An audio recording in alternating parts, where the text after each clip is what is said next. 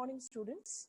Today, class, we are going to just have a recap of SIC and SIC XC architecture, because these two architectures you have to thoroughly know, which will be the base for understanding all other architecture, all other system softwares.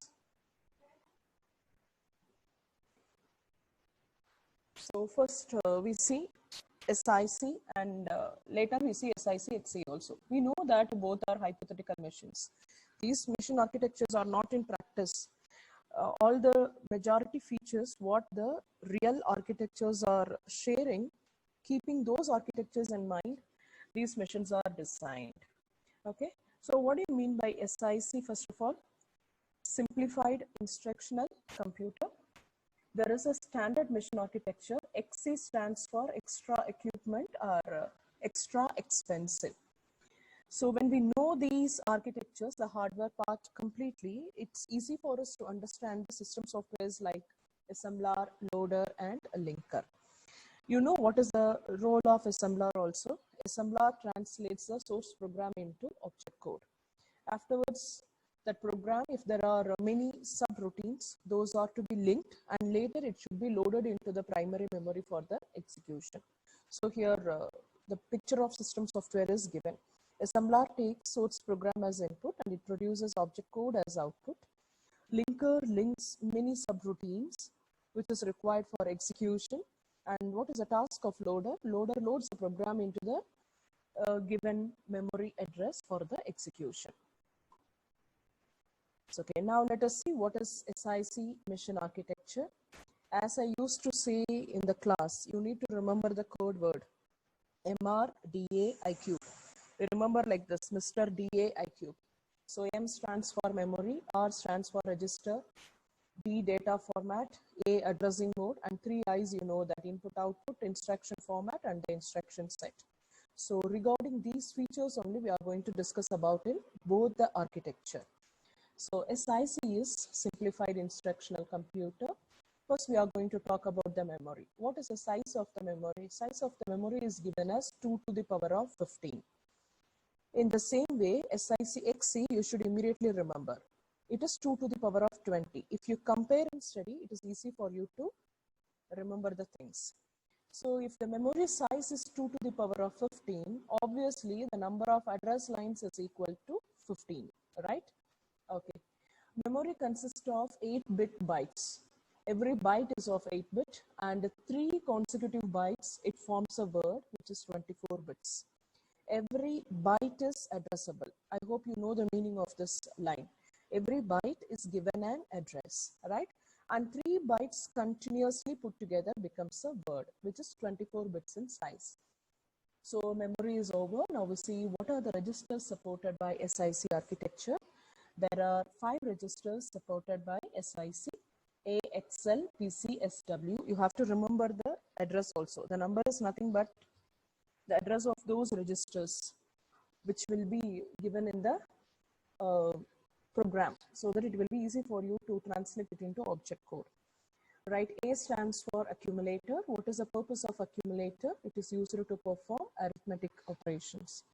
X for index register. Index register is used for addressing calculations, right? Some part of value will be available in X. While calculating the target address, this X value also will be added with the displacement or address field like that. L is for linkage register. What is the purpose of this register?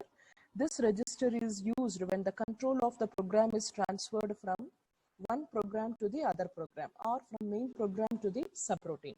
That time the current status of the program execution, or where it has to return back, that address needs to be saved in one register.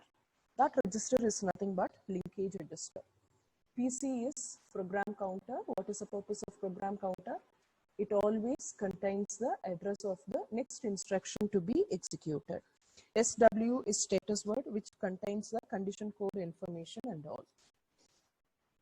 Now, next we discuss about data formats. It supports only 2 data types. One is integer, another one is character. SIC machine architecture does not support floating point data type, and integers can be stored as 24-bit information. It also supports negative integers also, but negative integers can be represented in the form of 2's complement. These are the information when you are writing also you have to give. There is nothing to write stories about the architecture. Okay, now we see about instruction format. Instruction format, it supports two types, right? I mean, there are two addressing modes in fact. And what is the length of the instruction format? It is 24 bits. Out of the 24 bits, the first 8 bits is opcode. The next 1 bit is x. If x is equal to 0, it is direct addressing mode. If x is equal to 1, it is indexed addressing mode. And the remaining 15 bits is the address. It means what? The address itself is a part of every instruction in SIC architecture. Okay. See, and you see this table. Direct addressing mode means what?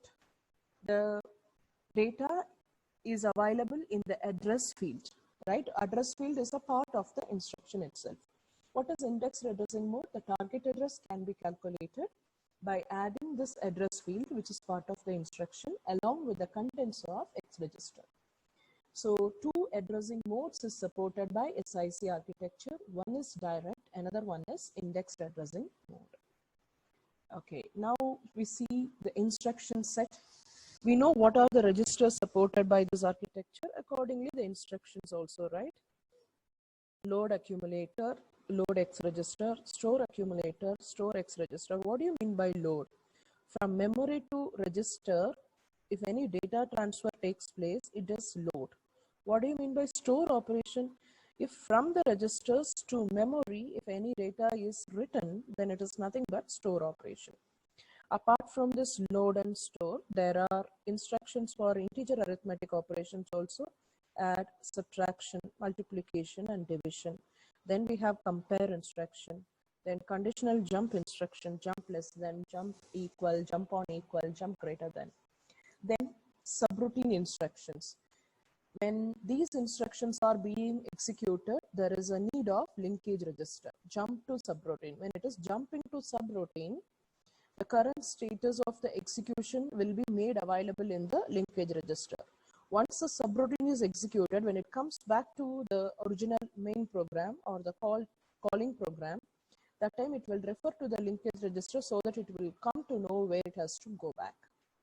Okay, so here comes the role of linkage register. Apart from this, we have some IO instructions also. There are 3 IO instructions. The first one is test device, TD. It checks whether the device is ready to read or write, to perform read or write operations. Once we have come to know, I mean the machine comes to know it is ready to receive the data or to send the data, accordingly read data and write data, RD and WD instructions are being executed. So this is what about instruction set.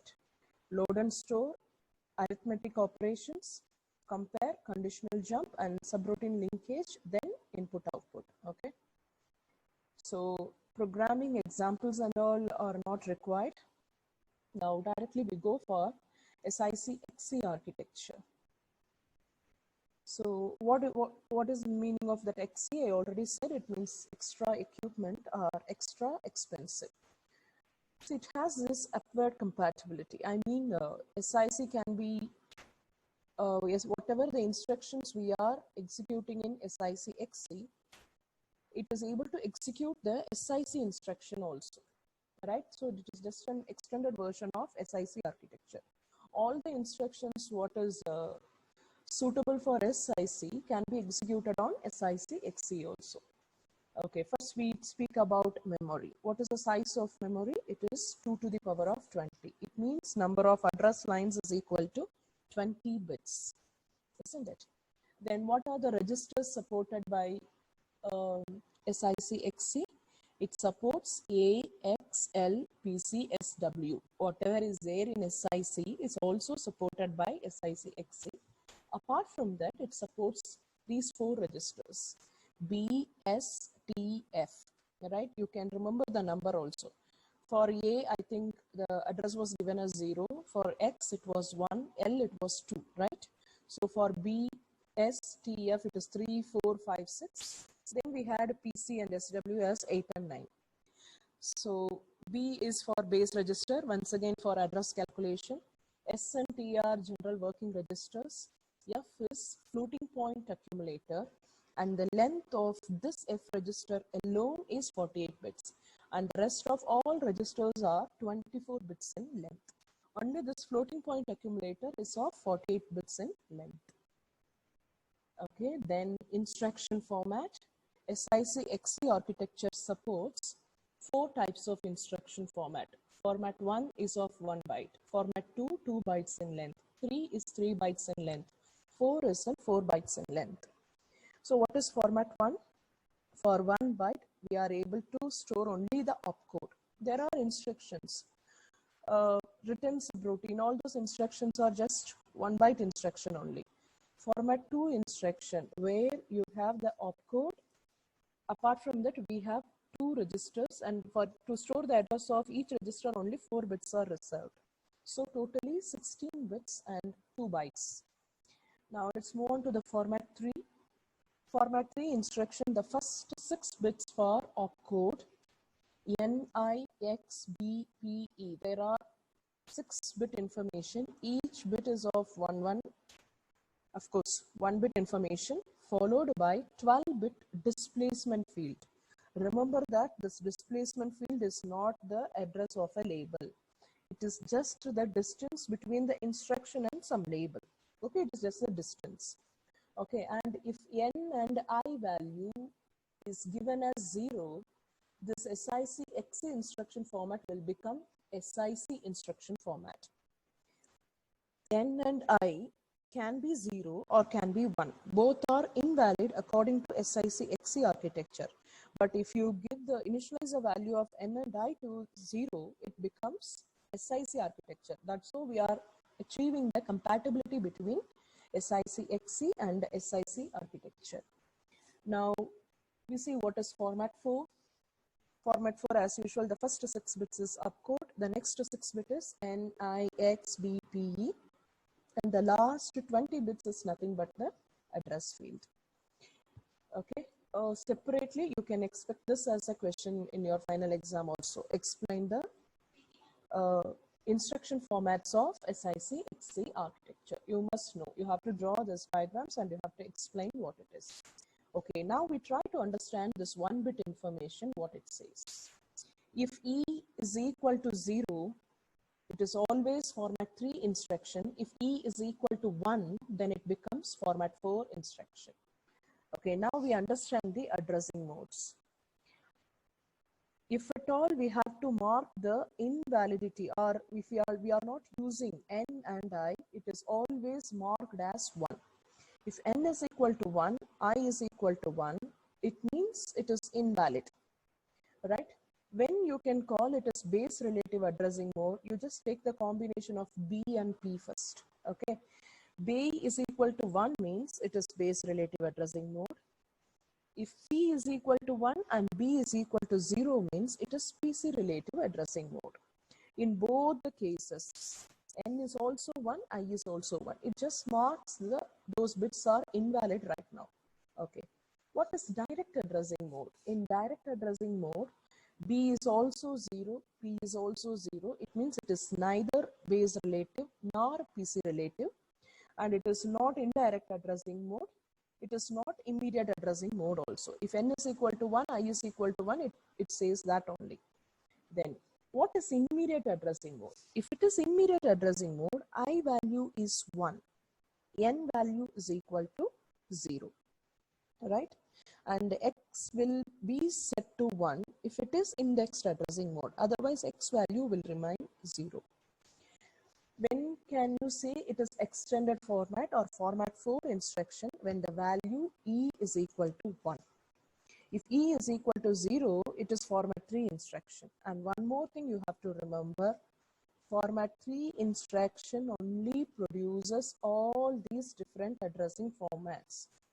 Format 4 is not related to any of the addressing mode. Why it is not related to any of the addressing mode?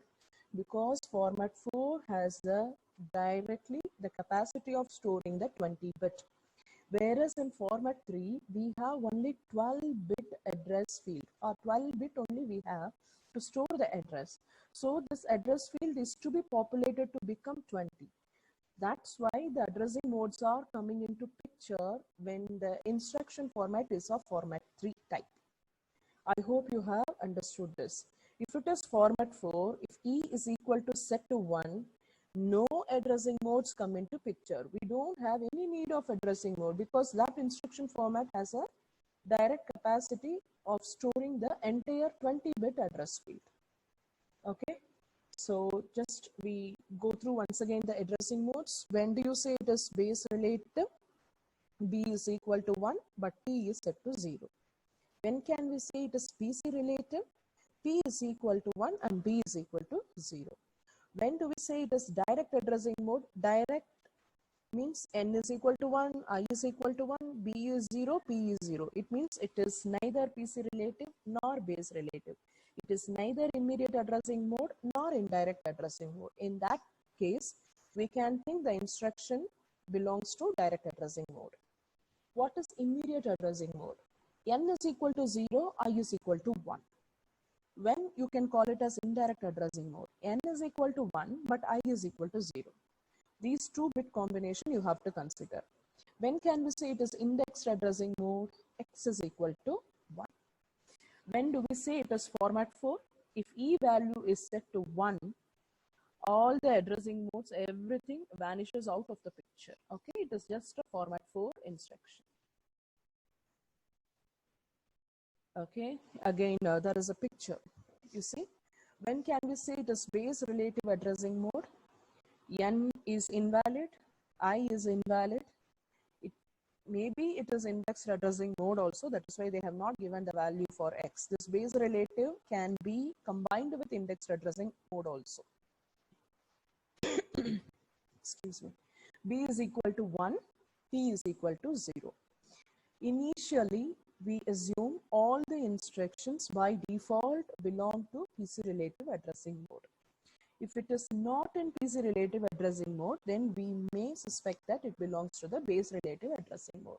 So how do we decide it is PC relative? If it is PC relative, the displacement value, whatever we calculate, it should be in the range of minus 2048 to plus 2047. Remember 2048, 2047 and all normal decimal values. Okay. If the displacement does not fall in the range, then we think it might be base relative addressing mode. So if it is base relative addressing mode, once again the displacement must be in the range of 0 to 4095. So you need to remember these numbers. Okay, when you are writing about instruction format, better to write about addressing modes and including this range also. Okay, what is direct addressing mode? Already we've seen, right? Direct addressing mode means N is equal to 1, I is equal to 1, B and P are also invalid, right? P is also 0 in that case. So what is indexed addressing mode? X value is set to 1. What is immediate addressing mode? N is equal to 0, I becomes 1. What is indirect addressing mode? N is equal to 1, but I goes 0. So all these things we have already discussed. Okay, when the SIC XC architecture become compatible to SIC architecture, if N is equal to 0, I is equal to 0, then it becomes or we have converted the compatibility to SIC XC to SIC. That is why we call it as upward compatibility. This example we have already solved in the class. If you want me to do, I will do at the end. Now just we have a look of instruction set supported by this SIC XC architecture. All the instructions, whatever is supported by SIC, you need to include in SIC XC architecture also. Load accumulator, store accumulator, load X, store X, all those instructions were there, right? That you have to include by default here. Apart from that, we have a new set of registers also here, BSTF. So for every register, there is load and store instructions. So load B, store B, LDF, STF, all those instructions are also available. Then arithmetic instructions supported by SIC is also to be included. Apart from that, this architecture supports 48-bit floating point register, right? So we need instructions to perform floating point operations. That is why add F, sub F, multiplication and division operations are included in the instruction set. Apart from that, register move instruction is there, RMO. Then register to register arithmetic operations are also there. Add R, sub R, multiplication, division. These are all for the general working registers. S and T are there, right? So to carry out some operations with respect to that, there are register to register arithmetic operations are there. Then supervisor call instruction is there, SVC. Then input output channels are supported by this. So you can go through that also. I think we have discussed about SIC XC architecture.